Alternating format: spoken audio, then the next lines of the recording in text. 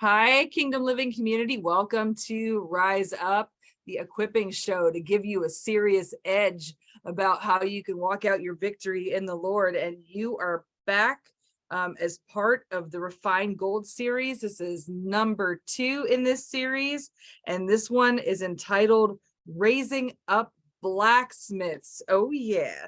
So just a quick reminder, housekeeping items, that if you want to follow Jessie and support her in what she is doing, then make sure that you go to Patreon, because there she gives a weekly update with all of the video links for the various platforms that she has been on, other current events that are going on, even other needs that may be required by the champions, the veterans, and also survivors, but to donate to them separately. If you want to make a difference for those champions, vets, survivors that Illuminate the Darkness is supporting, then you want to go to illuminatethedarkness.com, and then you can indicate when you make the donation that it's going to those champions, veterans, and survivors. And so a lot of those needs are going to go for items like rent, household items, medical bills, if they have vehicle repairs. And I think you said there is a current need for a few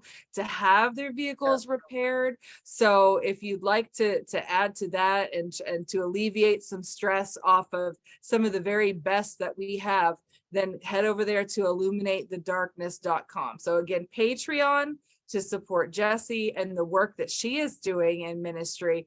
And then if you want to support those champions, go to illuminatethedarkness.com to do that. So if you cannot make the donation online, then you can actually send it to Illuminate the Darkness, and that is P.O. Box 10443, Fargo, North Dakota 58106. Again, P.O. Box 10443, Fargo, North Dakota 58106. And again, the current need for this month, there are a few that need vehicle repairs. So thank you so much in advance for supporting our very best. And so the Refined Gold, I love this Refined Gold series. I'm like, we went through the fast of release of the foreign marriages, and now on through that process of being refined. It's like we got cleaned up, let's get refined. And so on Riding the Storms, it was dealing with that process of being refined. But now with Raising Up Blacksmiths, ooh, it's good stuff. I hear things that can be done by the people of God that empower, and I'm excited to see what you've got this time. Yeah, that's exactly it. So we're going to mostly be in Isaiah chapter 54. And what we're going to do with this is I really want to show some different ways to read scripture. We're going to start off focusing on the last few verses of that chapter, because that's really where our topic is being pulled from. But then we want to take it not just, we don't want to just take the verses by themselves. It's always important to read things within context. So we're going to go back, we're going to, learn to read it through verse by verse. And as we do, this is a method that some churches use where they literally read through scripture verse by verse. They stop, they look at the verses, they discuss it a little bit. And so in that, we're going to be refining, pulling out of that, how do we in this process raise up blacksmiths, those who, are doing that work. They're, helping the Lord stir that pot. They're, mindful of what's being done in the lives of the body of Christ. It's an important job because God gives us weapons that are not of this world, that are divine weapons of warfare. And how do we get a hold of those weapons? Somebody has to have the understanding, the revelation to reveal those out of God's word. So there is a release of this position within the kingdom, and we're going to look at how do we get that release. So let's start, if you would start, let's read verses 16 and 17. Behold, I have created the smith who blows on the fire of the coals and who produces a weapon for its purpose. And I have created the devastator to destroy. But no weapon that is formed against you shall prosper, and every tongue that shall rise against you in judgment, you shall show to be in the wrong. This peace, righteousness, security, and triumph over opposition is the heritage of the servants of the Lord, those in whom the ideal servant of the Lord is reproduced. This is the righteousness or the vindication which they obtain from me. This is that which I impart to them as their justification, says the Lord. Oh yeah, that's like so good. That's great. Let me read. I have my version is just a little different, so I want to kind of Which give one a do you feel for have? that too. So it says, see it is I who created the blacksmith who fans the coals into flame. So it's almost this idea of the Lord is like he calls somebody, to be that aerator who's adding oxygen and which then fans the flame more and forges a weapon fit for its work. It is I who created the destroyer to wreak havoc. No weapon formed against you shall prosper, and you will refute every tongue that accuses you. This is the heritage of the servant of the Lord. This is their vindication from me. So such a powerful verse, that the Lord allows us to fan that flame. In other scripture passages, it gives that idea that the flame of the Holy Spirit within us manifests in the form of spiritual gifts. And it says, fan into flame the gifts of the Lord. So again, you have that idea of in prayer, that you're aerating the gifts and the weapons that God is giving out. So let's start now at the beginning. If you want to read, let's read verse 1, and let's do 1 through 3, and then we'll talk about those. Okay. Sing, O barren one, you who did not bear. Break forth into singing and cry aloud, you who did not travail with child. For the children of the desolate one will be more than the children of the married wife, says the Lord. Enlarge the place of your tent, and let the curtains of your habitations be stretched out. Spare not, lengthen your cords, and strengthen your stakes. For you will spread abroad to the right hand and to the left, and your offspring will possess the nations and make the desolate cities to be inhabited. Gosh, if that's not encouraging. Absolutely. What I love about this is, because why we started at the bottom is because, really that's kind of the goal. That's the end product that's going to happen in this passage. And now as we go up to the beginning, we're seeing who are the blacksmiths that are forging the weapons that are going to be given out for use. And who do we see it is? Who's going to be called as the blacksmiths to forge these weapons? The barren ones. The barren ones. And that's those who have borne no fruit. Fruit in scripture is comparable to seed or offspring or children sometimes.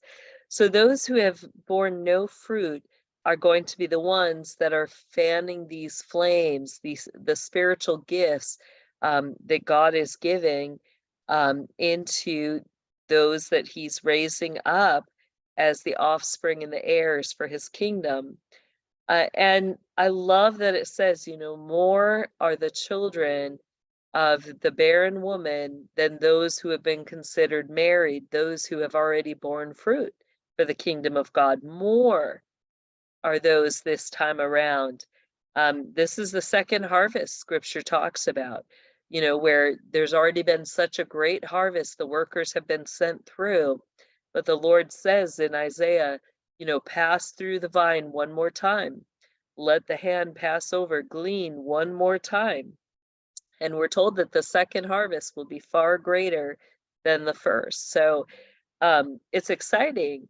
And as we get into verse 3, there's specific things that the barren are commanded to do in preparation for this harvest. So what are those? There's 3 things in there that it lists off that they're to do. In 3, it's there to spread abroad to the right hand and to the left. Oh, I guess And it goes back to verse 2. I'm sorry about verse that. 2, oh, no problem. They enlarge the place of their tent.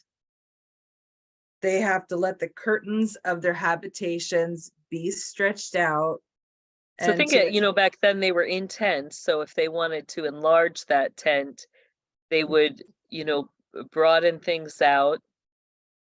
yeah, back out those tent pegs, and it says to do that, to along with stretching that out, to lengthen the cords and strengthen their stakes so that they can secure the tent, and to go ahead and spread that to the left and the right, and that their offspring will possess the nations, and they'll actually make the desolate cities to be inhabited. So it's like just this wonderful increase that he's showing. As we think about that, this goes along with so much that we're doing in our ministry that, we've been teaching people how to go into their communities, how to pray about those places of, desolation as we're tearing down the strongholds of wickedness and God's removing that wickedness from the land. There's literally places that are left that, are desolate. They're unsettled. And yet here we're told that, those children that are born to the barren ones are going to reestablish, they're going to settle those desolate places and rebuild them as part of the kingdom of God. And, where does it start? What's the first thing that these barren ones need to do? They need to get ready. Extending your tent is a big deal, but it's also a physical. It's not just, spiritually getting ready or being aware of who's in your life. The Lord's saying physically prepare. So I encourage people, if you've been one of those that hasn't borne fruit for the kingdom, God is opening up this season. So the best thing you can do is start getting ready. What do you need to do to prepare? Maybe it means you've had an extra room in your house that you've been just piling storage stuff, junk stuff for years. I used to have one of those rooms, it was like everything went in there. For whatever reason, I thought that it had value. It was like, I've got to keep it, just throw it in that room. Never looked at it, carried it around. How many years? 15, 20 years, honestly. I moved it every time with me until finally I started going through, and it was like, why? Why do I need this? I've never used it in over 15 years. I had all my, seminary books. I had all my college books, totes and totes and totes, like 20 totes, Tracy. It was sad, of books that I never reread. And the truth was, I had no intention of ever rereading them because, I had done that thing, been there. It wasn't it wasn't one of those books where, I've got books that I regularly reread. They speak into my life, but these books weren't ones that really, they weren't those that speak into my life, right? So it's like, why do I need to keep those? I had all sorts of homeschool material in there. My kids already had done that, gone through those grades, didn't need it. So, the most helpful thing I can say to those who are being led to prepare, ask the Lord if you've got a space, a place, if you need to go through things, get rid of things. The most helpful thing is to create 3 piles. 1, you cannot live without it, whether it's because it's got sentimental value, whatever it is, you can't live without it, put it in that pile. The next one is it's going in the trash. You don't need it. Nobody else is going to benefit from it. You know, get rid of it. They don't want your 20-year-old shirt that you wore on the volleyball field, you know, so many years ago. They don't want it.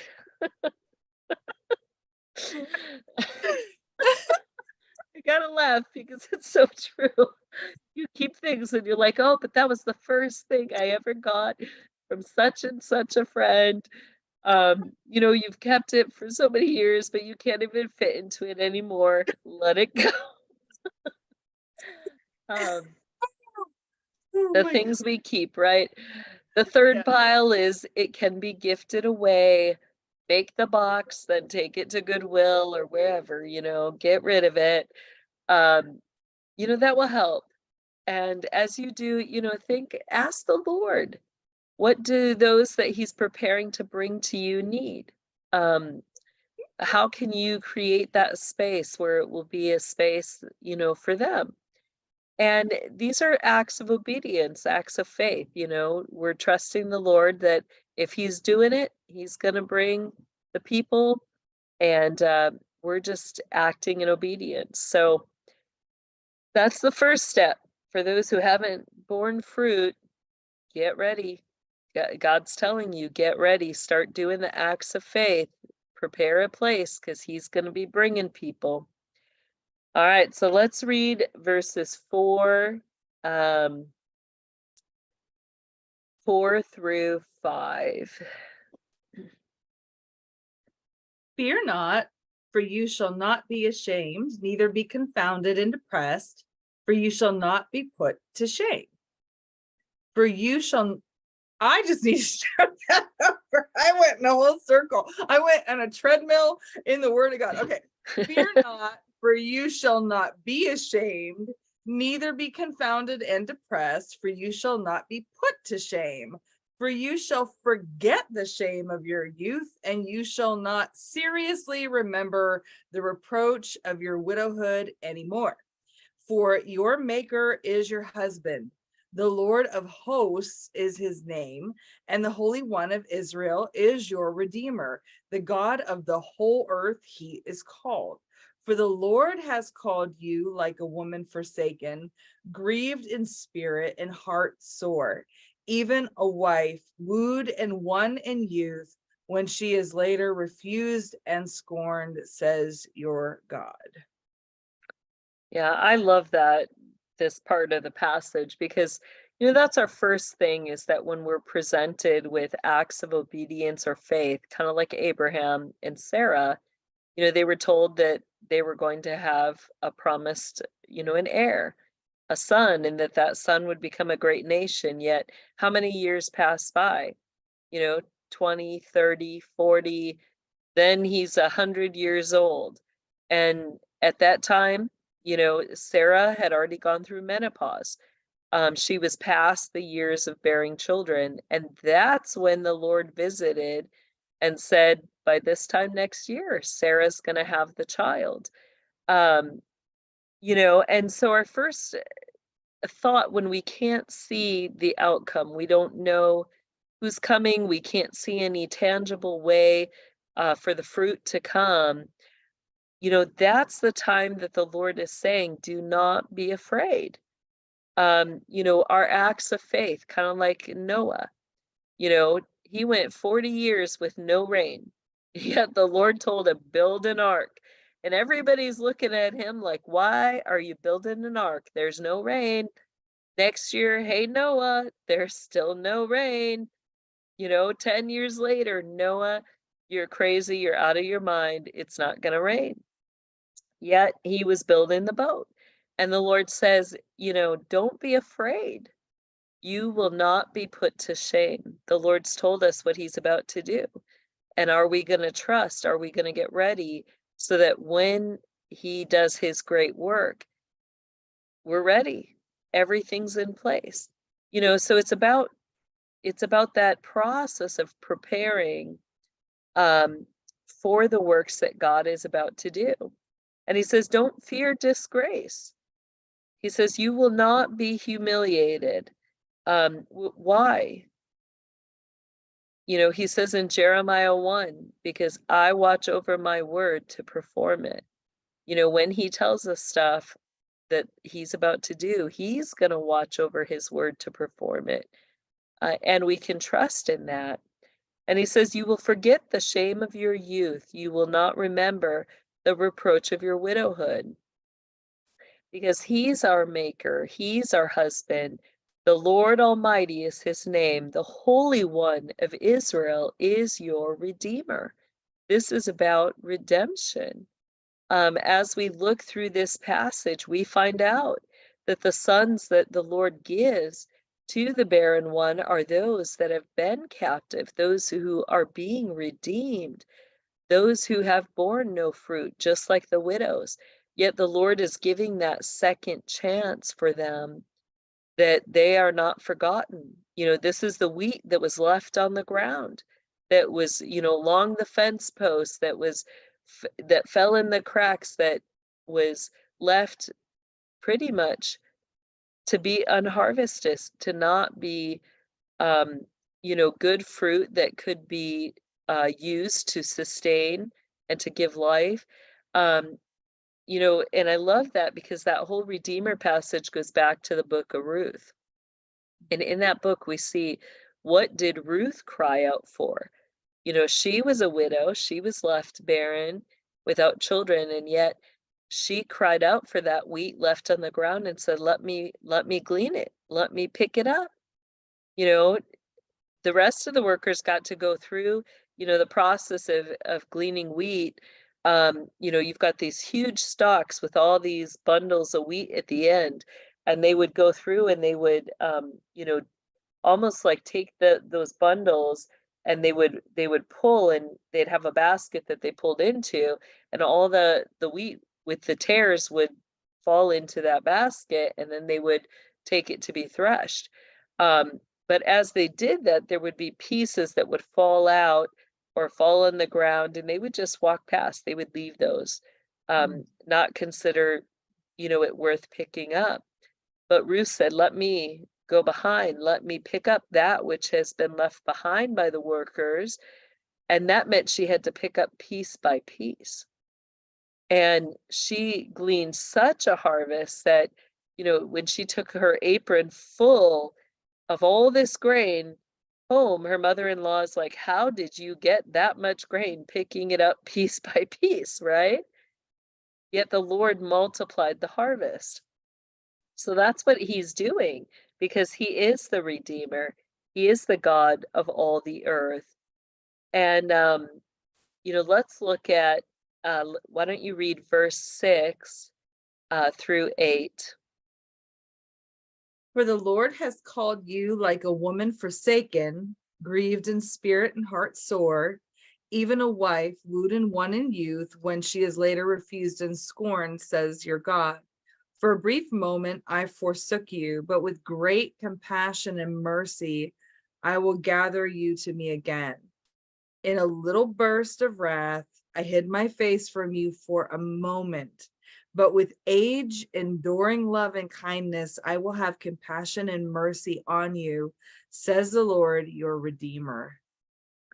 Such a powerful passage. And I want to stop there, because as you were reading, verse 6 just really speaks out. And I feel like the Lord's given me a word to speak that verse to many women right now who may find themselves, maybe even men, where you find yourself in a marriage, where you're married, but, as this says, you find yourself distressed in spirit, because really you've been deserted by your spouse, meaning that, there's not an equally yoked marriage at that point. Maybe you married young, like this says, only to be rejected now, where, your partner is rejecting you in that marriage. They're not coming alongside of, they're not working with you. There isn't that equal love or that equal giving or receiving. And what does the Lord say about that? And really, this is, I think, what it feels like for most. In verse 7, for a brief moment, I abandoned you. Um, how many feel that feeling of being abandoned and alone, rejected, scorned? But the Lord says, with deep compassion, I will bring you back. And if that's been, the reason that you haven't borne fruit, the Lord's saying with deep compassion, He's going to bring you back, call you back into that position. Um, and it says, in a surge of anger, I hid my face from you for a moment, but with everlasting kindness, I will have compassion on you, says the Lord. Really, that scorn, that rejection, that feeling of being deserted and abandoned, it's really when our spouse or our partner turns their face away. Um, so with that word, I want to speak to the husbands and wives. Um, when God puts us together in a marriage, it's meant to be face to face. And if you don't have that, work on it. Don't turn your face away from your spouse. Um, ask the Lord's forgiveness and work on that. Um, that face to face contact, because it's so vital in our relationships. That's really how we know each other. And you can't have that intimate knowing without that face to face. We're made to know each other face to face. So I just want to speak that out for all those listening. Um, and if that's been you, if that's been your marriage, if you've been the one withholding your face from your spouse, I just encourage you to reach out. Let us know. We'll be in prayer for you. Um, and confess, turn away from that. And I want to hear about the amazing things as you start to show your face again, as you make that, intentional, um, what would you even call that? It's an intentional act to keep your face turned towards your spouse as they're speaking or as they're doing things. Pursue that eye contact, pursue that closeness again. And I want to hear the miracles that God's about to do, because He is a redeemer and He's renewing marriages, He's renewing relationships. Um, and I want to hear about it. So let us know. Um, all right, if you want to keep going with verse 9, and let's read through to um, let's go through to verse 10. The 10? Okay. For this is like the days of Noah to me, as I swore that the waters of Noah should no more go over the earth. So have I sworn that I will not be angry with you or rebuke you. For though the mountains should depart and the hills be shaken, yet my love and kindness shall not depart from you, nor shall my covenant of peace and completeness be removed, says the Lord who has compassion on you. Now, what's interesting is the flow in this passage, that we see first that there's been a turning away of the face, and what's the emotion that's connected to that. Um, it says, like, in the days of Noah, um, that it was connected to anger and rebuke. So, as we turn our face away from others, what are they picking up non-verbally? That we're angry, that that that we're in a way rebuking or shunning or punishing them for something that we don't like. So the Lord says that, kind of makes that connection, that but now He's saying that just as in those days when He did turn His face away, when He was angry and He rebuked, He sent those flood waters, but He says, never again will I send them to you. Though the mountains be shaken and the hills removed, yet my unfailing love will not be shaken, And here's what it brings, that when we turn our face towards, the Lord said it represents his covenant of peace not being removed.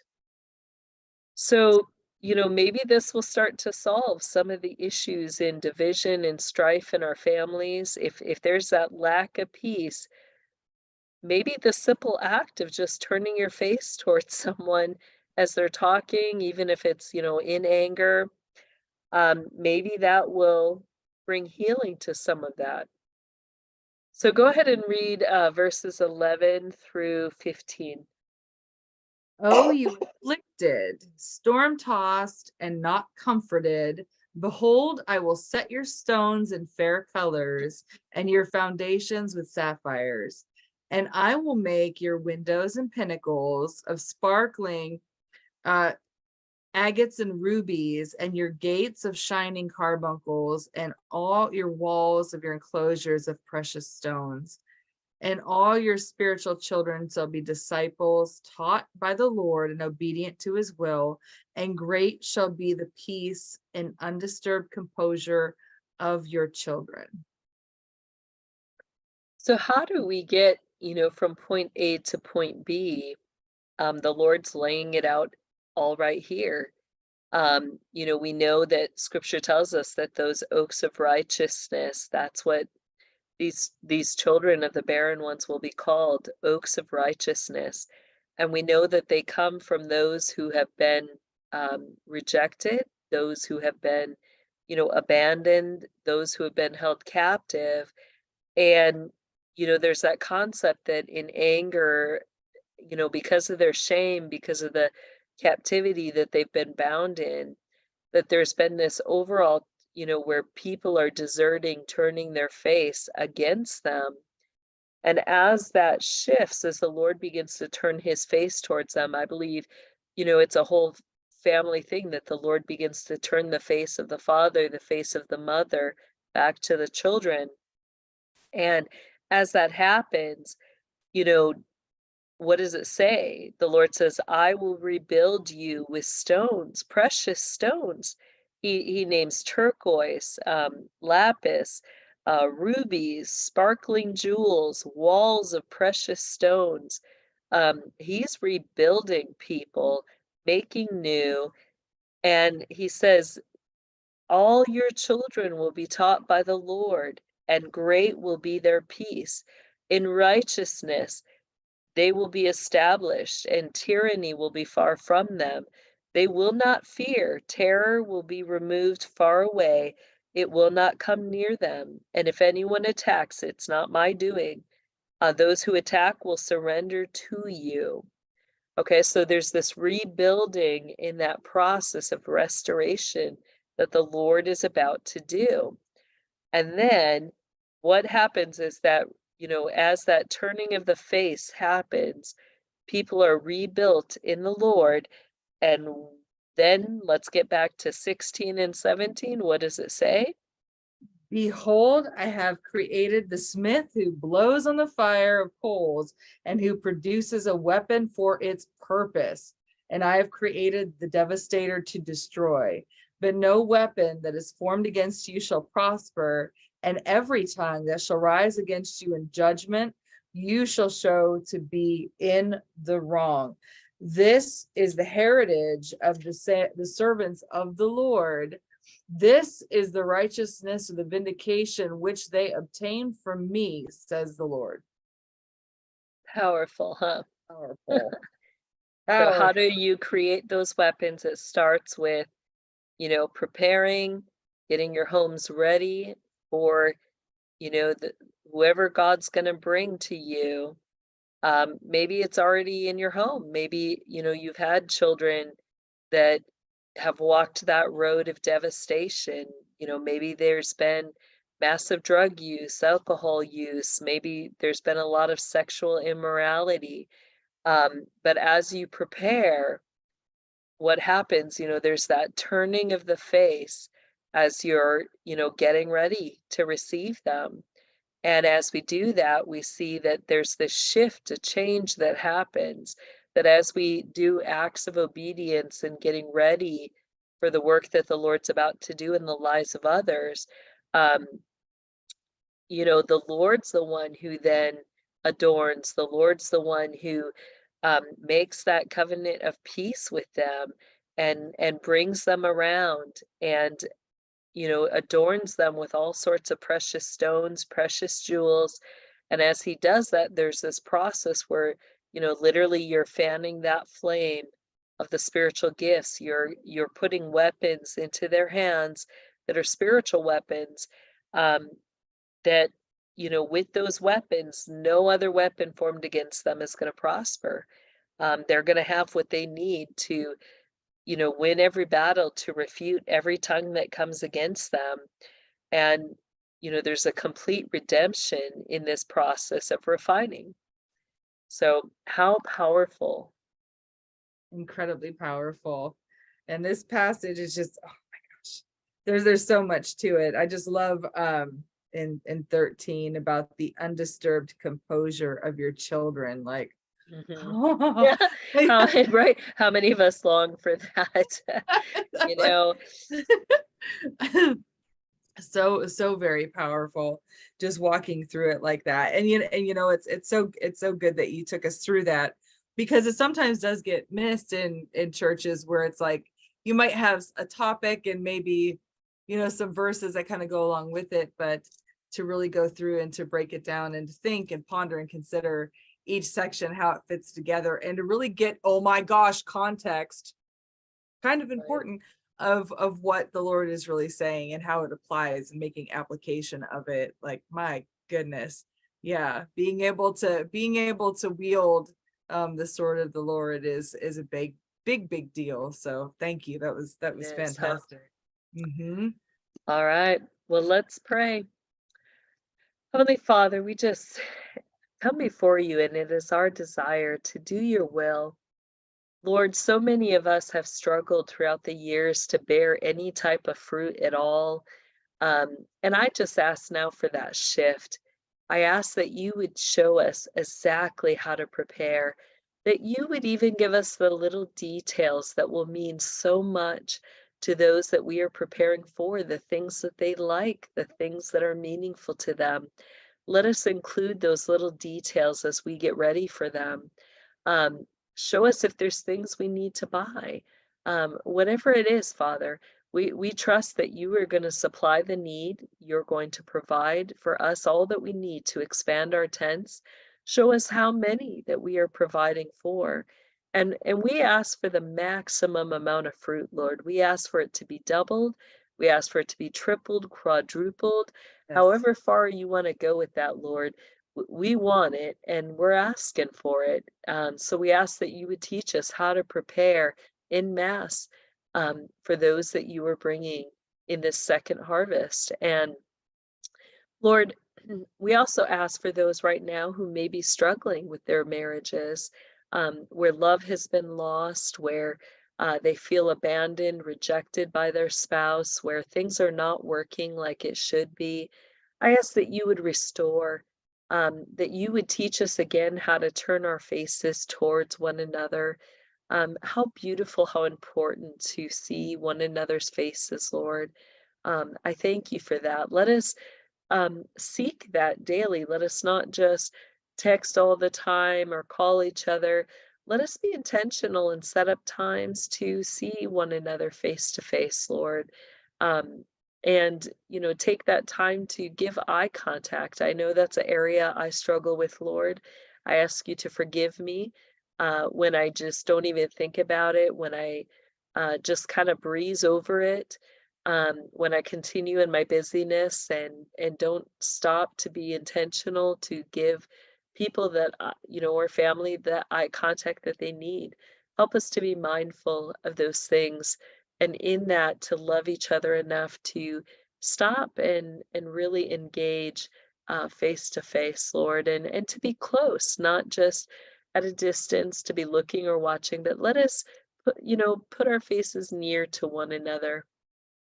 So we thank you for that, Lord, and we just ask that you would bless us through this as you continue to refine us, remove every impurity, and really that turning our face away. horrible impurity, Lord. We just ask that you will get rid of it, remove that dross from our lives, and bring to the surface any remaining dross that's there as we work through this process. We ask this in your powerful name, Jesus. Amen. Amen.